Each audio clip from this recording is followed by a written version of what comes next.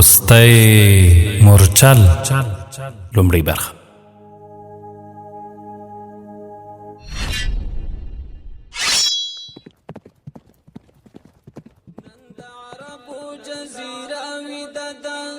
عثمان ترک قسطنطنیه ویده ده د صلیب توغرنه القدس بخوي خدای هلال می زمزمه ویده ده. نحمده ونصلي على رسوله الكريم. اما بعد، د فکري جوړښت درنو ګډونوالو، په دې هیله چې ټول به جوړ او روغ یاست. الله رب العزت مو خوشحاله لره. دا د محسن احسان مې یو ځل بیا د یو نوي داستان کوربتوب کوم، په دې هیله چې دا خپرونه هم په مینه محبت را سره باورئ. د داستان نوم وروستی مورچل، لیکوال دی ارواښاد نسیم حجازي، ژباړن محمد زبیر شفیقي، ویاند محسن احسان، نشر فکري جوړښت خپرندوی اداره. لومړی فصل خبرونه درنو او قدرمن اوریدونکو، راځو په داستان شروع کوو. بسم الله الرحمن الرحیم. د زهیر زوی یوسف د عربو له بیابانه د اسلام چې نه وخوټېدله، او هغه شګلنې دښتې چې په پیړیو د سیلانیانو د پام وړ نه وې د زمانې له سار مرکز شو. د جهالت په ترژمۍ کې سرګردانه انسانیت چې د لارښوونې د کوم لمر په انتظار و، هغه لمر د فاران له غونډیو راپورته شو. په هغه ورځ چې د امنیې په ګلاب، د عبدالله په بچي او د عبدالمطلب په لمسي د محمد صلی الله علیه وسلم نوم ایښودل کېده،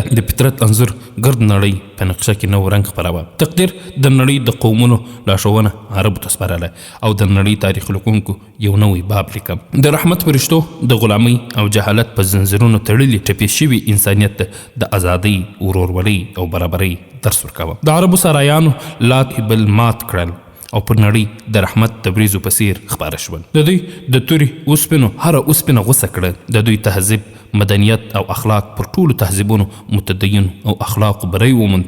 هغوی د نړۍ څخه د فساد د ونې جړلې غوڅې کړې او د انسانیت په بڼ کې په خپلو وینو د سولې او امن ونې خړوبې کړې. د کفر تیارې د ماپښین د سیوري په څیر ورټولېدې. د قیصر او کسرا د استبداد ماڼۍ ویجاړې شوې وې. د اسلام د غازیانو د بري جنډې یوه لوري ته د البرز د غرونو په واورینو څوکو او بل لور ته د افریقا په شګلونو دښتو کې رپېدې. د دې اسون په یو وخت کې په ختیځ کې د هندوستان او په لویدیځ کې د هسپانیې په سیندونو اوبه څښلې. 1400 کاله وروسته اوس هم یو مورخ په حیرانۍ دا پوښتي چې د عربو د اسونو تګ غیر معمولي ګړندی و، او که قدرت د دوی په مخه کې ځمکې ته نغښتل وښودلي وو. دا یو انقلاب و، یو روښانه انقلاب.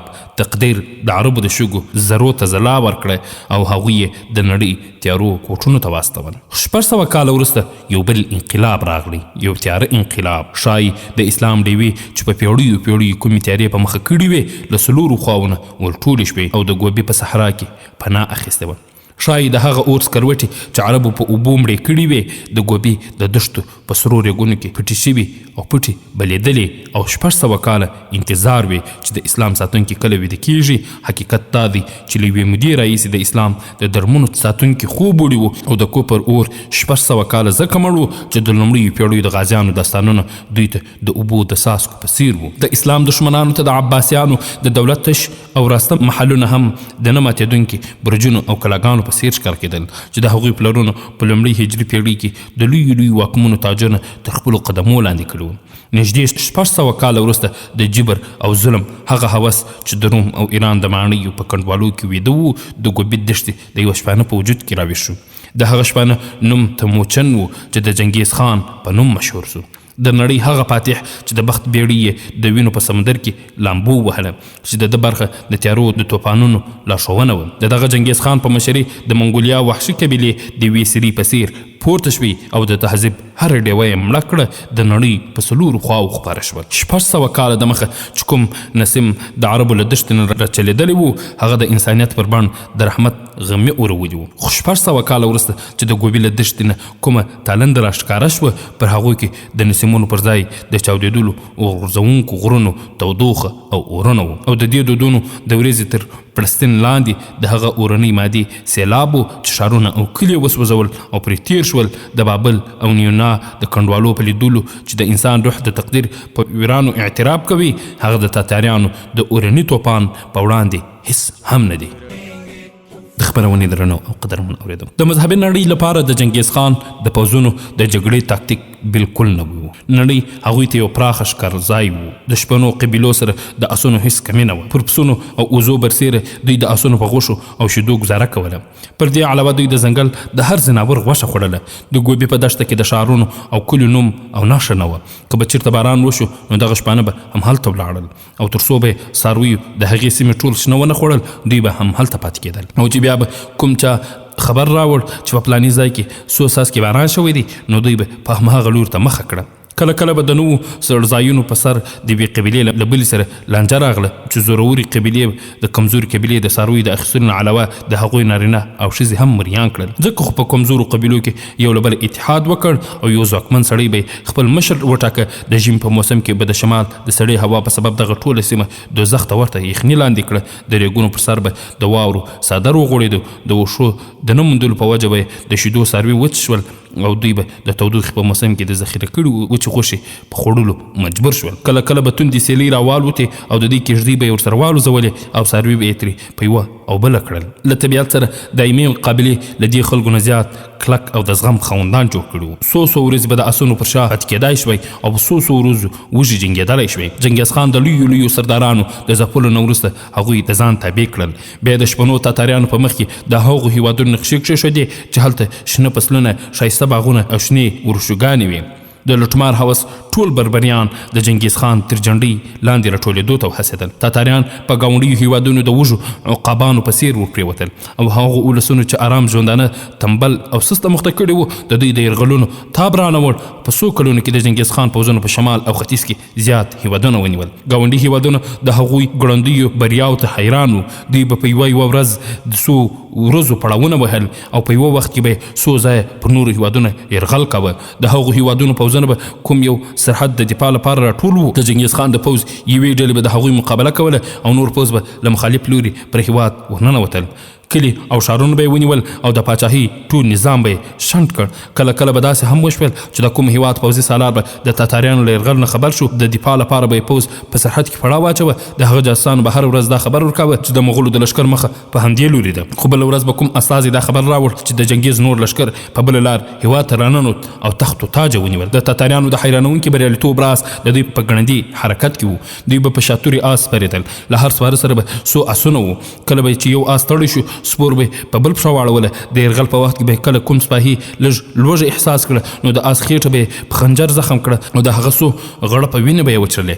د اوږده سفر لپاره هم تاتاریانو ډېر لږ سامان ورسره اخیست. په ځنګل کې به یې اضافه آسونه خوړل او د لارې له کلیو او ښارونو نه به یې څاروي ورسره وړل. که به کوم ښار بې له جګړې دوی ته تسلیم شو نو مغول به یوازې هغه خلک وژل چې جګړه یې کولی شوه. خو هر سپاهي د مات شوي قوم د تورسرو بېعزتي خپل حق ګاڼه.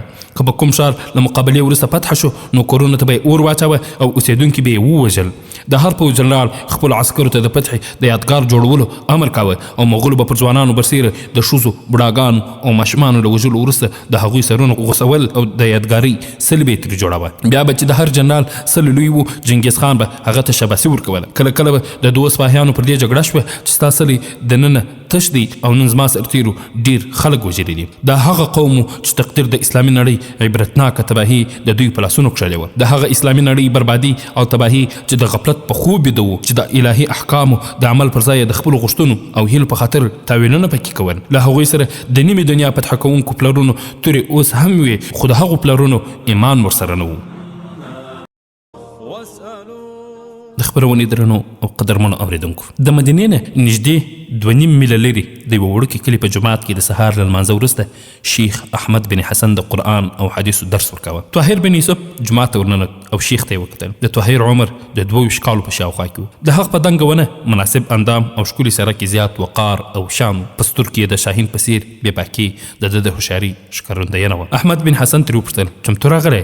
هوکې، ما مې له مورجان نه رخصت اخیستی او راغلی یم. احمد بن حسن خپل زده کوونکي رخصت کړل او جګ شو، له ځوان سره له جومات نه ووت. د جومات د دروازې سره د شیخ یو نوکر آس تر جلب نیولی و.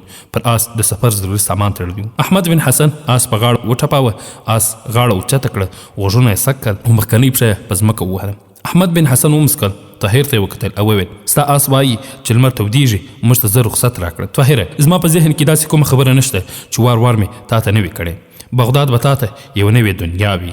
هلته ستا غوندې زلمي د جوړېدو او بېلارې کېدو لپاره په زرګونه وسلې شته.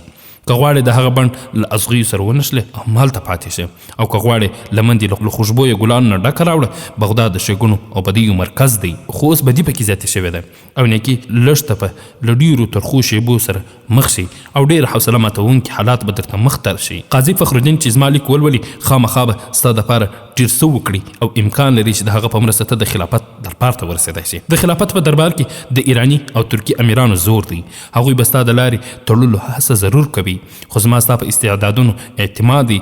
تا د علم په ژور سمندرونو کې غوټې وهلې دي. د مدینې غوره مغزونه ستا ذکاوت ته ګوته په غاښ دی. د مسلمانانو د ژوند دوهم جوهر سپاهیتوب دی او ته له تورې سره هم په لوبې کې تکړه یې. اوس اسلامي نړۍ ستا تر علم نه تورې ته زیاته اړتیا لري. په بغداد کې به قاضي فخرالدین تا ته غوره لارښود شي. که د هغه په واسطه ته کوم لوړ منصب ته ورسېدې نو په یاد ولره چې د امارت نشه ډېره بده ده. د خدای جل جلاله رضا د خلیفت رضا مخکې وګڼئ او تل دا خیال کوه چې ته د عبدالملک په شان نه د عبدالله په څېر جوړېدو ته پیدا شوی.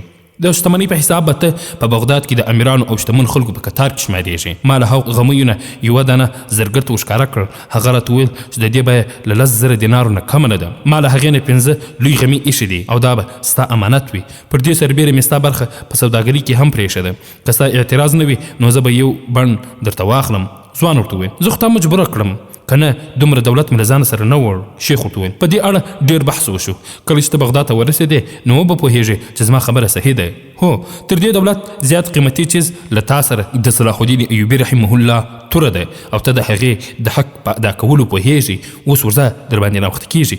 امین چېرته دی؟ هغه له ما سره د تلو ټینګار کوه. ما هغه له نوکر سره ښار ته واستوه. طاهر د آس جلب ونیوه او شیخ ته یې د خدای پیمانۍ لپاره لاس ور اوږد کړ، خو شیخ د لاس ورکولو پر ځای غېږه خلاصه کړه او ور وړاندې شو. ځوان یې په غېږ کې ونیو. بیا یې په ژړغوني غږ وویل زما بچی ستا بېلتون موږ ته ډېر سخت دی.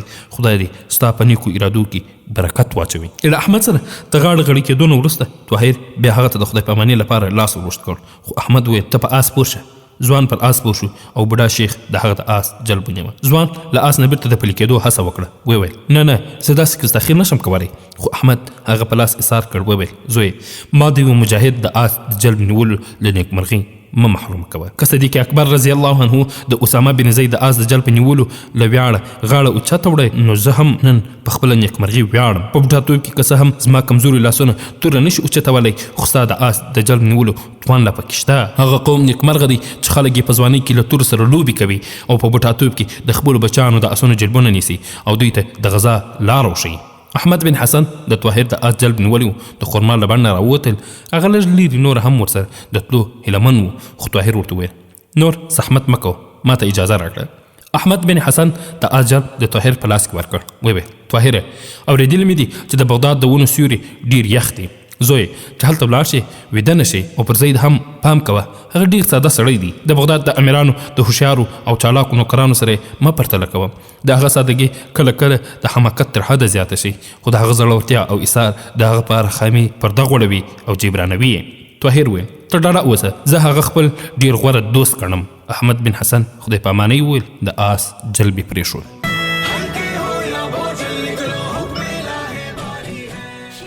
د خپرونې درنو قدرمنو اورېدونکو، طاهر بن یوسف په هغه وخت کې زېږېدلی و چې د صلاح الدین ایوبي توره د اسلامي نړۍ په لوري د اروپا د عیسویانو د ځواکمنو مخه نیولې وه. په تېره پېړۍ کې یو لوري سلجوقي ترکانو د بغداد د عباسي خلفګانو له کمزوري نه ګټه اخیسته. د تغرل بیګ، علي فارسلان او ملک شاه په څېر فاتحانو په قومنده رمنستان، کوچني اسیا او شام پراخې سیمې په خپله لویه پاچاهۍ کې شاملې کړې. بل لوري د روم د بحریې په څنډو د بازنطیني امپراتورۍ نه ډېرې سیمې لاندې کړې. په 463 هجري کال کې سلجوقي ترکانو بازنطیني پوځونو په ملاجد کې پرېکنده ماته ورکړه. د سلجوقي ترکانو له پرلپسې پرمختګ له ویرې عیسوي پادري دوهم اربن په اروپایي هیوادونو غږ وکړ چې د اسلام د لښکرو د سیلاب د مخنیوي لپاره یوه شریکه جبهه جوړه کړي. د پاک غوښتنې تر یوې مودې پورې څه خاصه نتیجه ورنه کړه. د اروپا پاچاهانو د سلجوقیانو تورو ته د خپلو ټټرونو ډال کولو لپاره یوازې د ثواب او آخرت وعدې کافي نه بللې. هغوی ته د دنیا د ګټې په خاطر له سلجوقیانو سره جګړه د شاهین په ځاله د لاس ننوستلو نه کم خطرناک نه و. خو په دې وخت کې یو فرانسوي راهب اوچت شو او هغه ناڅاپه د اروپا خلک د اسلامي نړۍ پر خلاف راوپارول. د دغه راهب نوم پطرس و. هغه صلیب اوچت کړ په خره سپور شو او په ټوله اروپا راوګرځېد. د هغه له شلېدلو زړو جامو او لوسو پښو نه مظلومیت خوټېده. په سترګو کې د کسات لمبې وې او په ژبه کې زهرجن نشتر. هغه چې چېرته تلو خلک به پرې وټول شول. هغه به په القدس کې د سلجوقیانو د ظلم خیالي داستانونه اورول. د به پخپله ژړل او نور هم ورسره ژړول. ولس به د هرې وینا له اورېدو وروسته پر صلیب د قربانۍ سوګندونه پورته کړل چې د ولس جوش او جذبه یې ولیده. د اروپا هره لویه او وړوکې پاچاهي د اسلامي نړۍ پر خلاف د پرېکنده جګړې لپاره وچمتو شوه. د هلال پر خلاف د صلیب ټول غوسناک ځواکونه راټول او سره یو شول. خو د ملک شاه تر وفات پورې دا سیلاب ولاړ و. د ملک شاه د وفات نه وروسته سلجوقي پاچاهي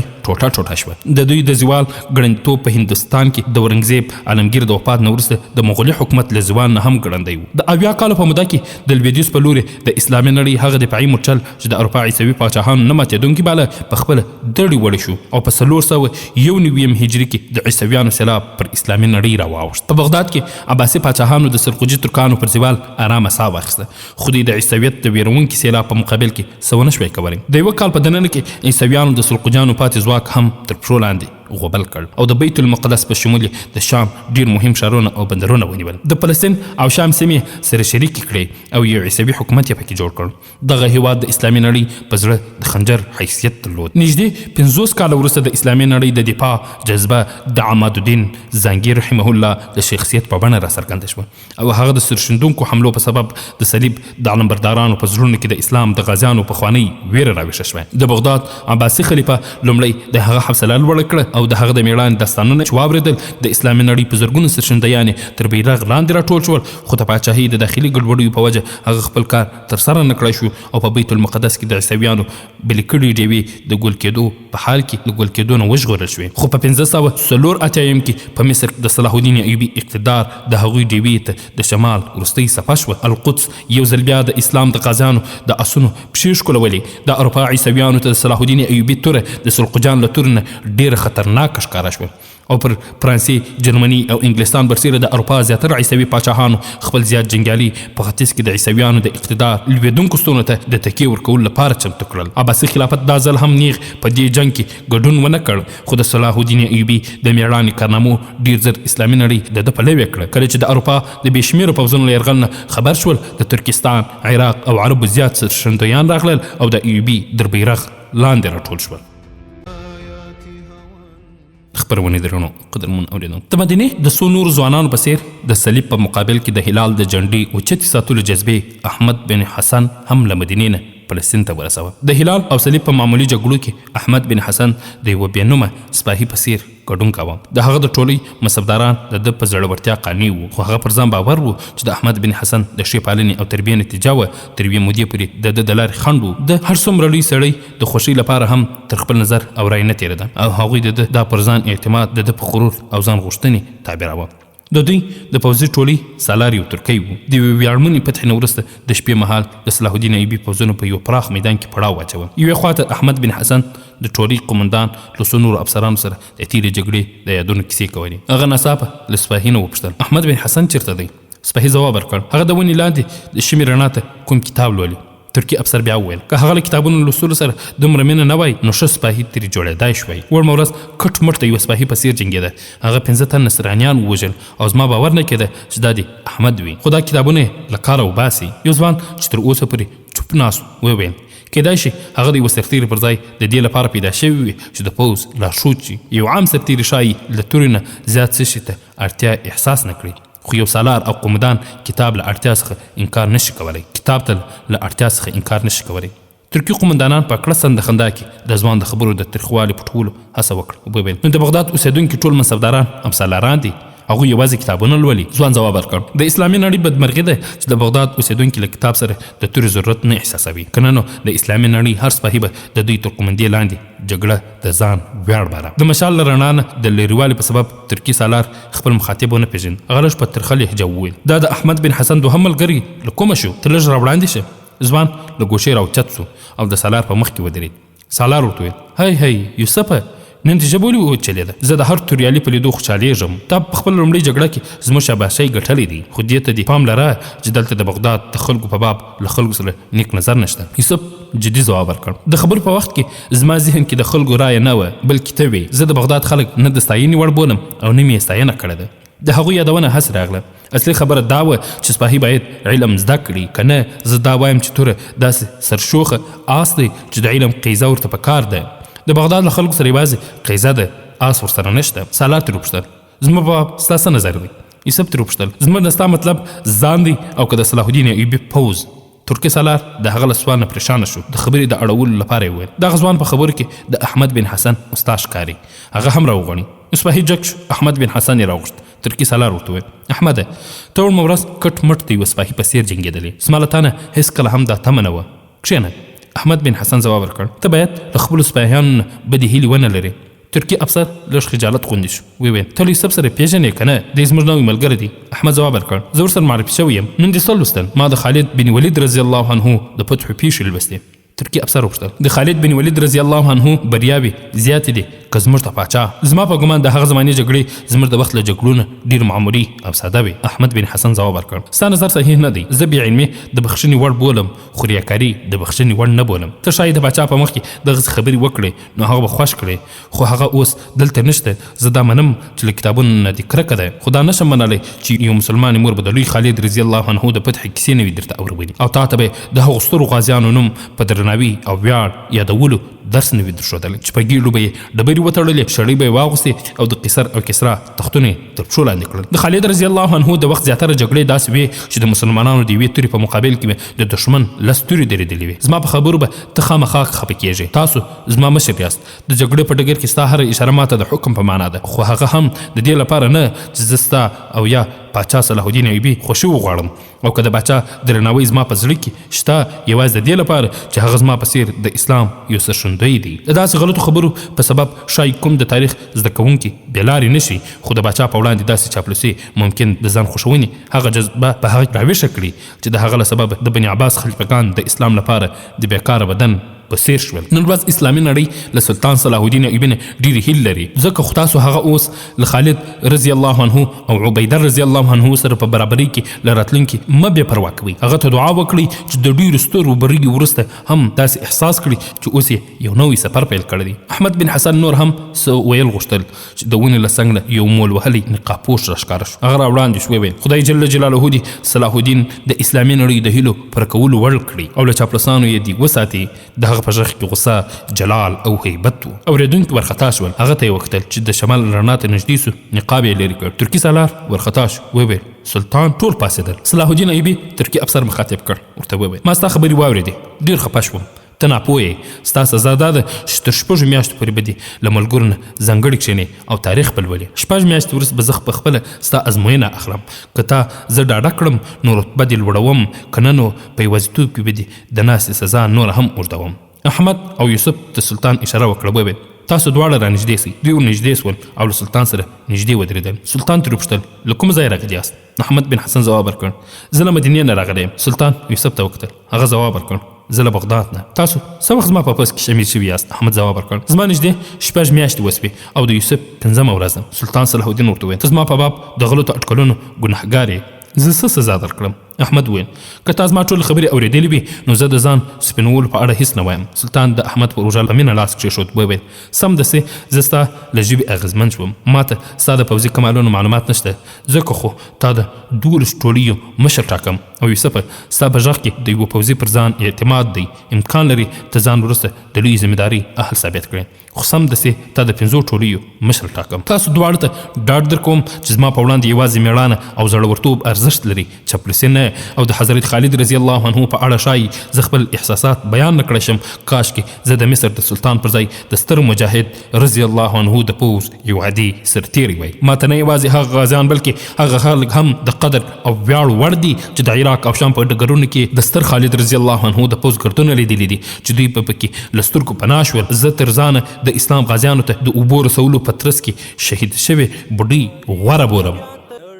د خبرونې قدرمنو اورېدونکو څو ورځې وروسته د سلطان صلاح الدین ایوبي په پوځ کې داسې څوک نه و چې احمد بن حسن او یوسف بن زهیر یې نه پېژندل. 1 کال وروسته یوسف بن زهیر د سلطان د سرتیرو قومندان او احمد د شورا غړي ټاکل شو. دواړو یو بل ته ډیر زیات درناوی او عقیدت درلود. کله جګړې په ډګر کې احمد پر چا زیات ویاړ کاوه نو هغه یوسف او د علماو په ډله کې یوسف د خپل دوست په علم احترام کاوه. یوسف او احمد بن حسن عهد کړی و چې تر څو پر بیت المقدس بیرته د صلیب پر ځای د هلال بیرغ ونه رپیږي دوی به رخصت وانخلي. په هغه ورځ کې چې سلطان پر یورشلم د وروستي برید لپاره تیاری نیوه له بغداد د سلطان د پوځ څو تنه رضاکار سرتیري چې رخصت تللي وو بیرته راستانه شول. د هغوی نه یو تن د یوسف خیمې ته ورغی او د هغه د میرمنې لیک یې ورکړ. یوسف هغه ته د کېناستلو اشاره وکړه او لیک یې خلاص کړ، ویې لوست، بیا سر ځوړند کړ او په سوچونو کې ډوب شو. لږ ځنډ وروسته یې سر پورته کړ او سرتیري ته یې وکتل. سپاهي ورته وویل ما خپله میرمن ستا کور ته استولې وه، هغې ستا د میرمنې حالت خراب شو ده، ستا زوی مې ولید هغه روغ و، ما مې خپلې میرمنې ته ویلي وه چې هغه به ستا د میرمنې خدمت کوي. د یوسف په شونډو غمجنه مسکا خپره شوه. ویې ویل خدای دې تا ته خیر درکړي. او بیا یې له سره یو ځل بیا لیک ولوست. لږ ځنډ وروسته یوسف په خپله خیمه کې یوازې په ناکرارۍ قدم وهه. له 5-6 ځله لوستلو وروسته یې لنډ لیک متن یاد شوی. زما آغا، زما خاوند، ډیر انتظار وروسته د دغه لیک راغی. کاشکې ما له تا سره یو ځای پر بیت المقدس د اسلام بیرغ رپېدل لیدلی وای. زه لږ ناروغه یم خو ته چرت مه وهه، د یورشلم د فتحې خبر چې واورم روغه به شم. هو دا ضرور زما هیله ده چې د بیت المقدس د فتحې زیري تر هر چا وړاندې ته راته واوروې. خپله واده تر سره کړه. زه شپه او ورځ خدای جل جلاله ته دعا کوم چې پر یورشلم د اسلام بیرغ رپولو ویاړ ستا په نصیب کړي. طاهر ډیر خوښ دی او د محسن میرمن زما ډیر خیال ساتي، ما ته هیڅ ډول تکلیف نشته. یوسف په خپل خیمه کې قدم وهه او دغه الفاظ یې کله په لوړ غږ او کله کرار تکرارول. د هغه د زړه درزا کله ګړندۍ او کله کرارېده. د هغه زړه او دماغ په 2 سربیل خیالونو ارزوګانو کې راګیر شو او په کشمکش و. د هغه په وړاندې 2 ذمواري وې، یوه لوري ته ځوانه او ښکلې میرمن چې له واده نه وړاندې دی بالکل یوازې و او له واده نه وروسته د هغې حیاناکه مسکا ده ته د نړۍ تر ټولو خزانو غوره او قیمتي وه. هغه ناروغه وه او په لیک کې د تسلۍ پر الفاظ برسېره د هغې حالت د اندېښنې وړ و، ځکه په معمولي ناروغۍ کې هغې ته د محسن د میرمنې د خدمت ضرورت نه و. هغه باید ځان کور ته رسولی وی. دوی به د خیال په برېښنا ته ورته ګړندي آس پښه واړوله، بغداد ته به ورسېد او خپل کور ته به ننوت. زاهدې ته څنګه یې؟ زه راغلم راته وګوره. هغې به ټکان وخوړ، ده ته به یې وکتل او په ناکرارۍ به یې ورته وویل آیا پر یورشلم د اسلام بیرغ ورپېده؟ دا پوښتنه به د خیال آس ته د مترکیو په شان شوه او دی به د بغداد له ارامو کوڅو نه د بیت المقدس د جګړې ډګر ته راورسېد او لاس به یې ومروړل. په لوړ غږ یې ویل زه به خپله واده ترسره کوم، زه د یورشلم القدس د فتح خبرې هغې ته وروړم. بیا د غش په باران کې له خندق هندي نه تیر شو. د کلا دیوالونو به یې ورسري کړل، د صلیب نشانونه به یې سیر کړل او د هلال له جنډې سره به د کلا لوړ برج ته وخت. بیا به یې د فتح ناره اوچاته کړه، پر خپل برېښنا ډوله ګړندي آس به سپور شو او بغداد ته به ورسېد. د کور په مخ کې به له آس نه پلی شو او په منډه به کور ته ننوت. ویل به یې زما ګرانې، زما اروا، زه راغلم، یورشلم فتح شو، ما په خپلو لاسونو د کلا په تر ټولو لوړ برج د اسلام بیرغ ټینګ کړ او د زاهدې ښکلې او معصومه څېره به له خوښۍ نه غوړېده. بیا د وروستۍ پرېکړه دا شوه چې زه به لاړ نه شم. احمد بن حسن یې کوټې ته ورننوت او وویل یوسفه د بغداد د څو تن سپاهیان راغلي دي، ستا له کوره یې څه پیغام راوړی دی؟ د میرمنې لیک مې راغلی دی. یوسف د مسکي کېدو هڅه وکړه، وویل ته اندېښمن یې، خیرت خو به وي، هغه لږ ناروغه ده. احمد بن حسن په ځیر د ده څېرې ته وکتل او له یوې شېبې چرت وروسته یې وویل. د وروستي مورچل د داستان درنو او قدرمنو اورېدونکو، دا چې نور څه وسو دا په راتلونکي خپرونه کې به اورو ان شاء الله تعالی. دا خپرونه ما محسن احسان چمتو او تاسو ته وړاندې کړه. در بیا چې تاسو په درانه حضور کې راحاضرېږو، تاسو ټول په الله جل جلاله سپارو. السلام علیکم ورحمة الله وبرکاته. محمد ابن قاسم لټوم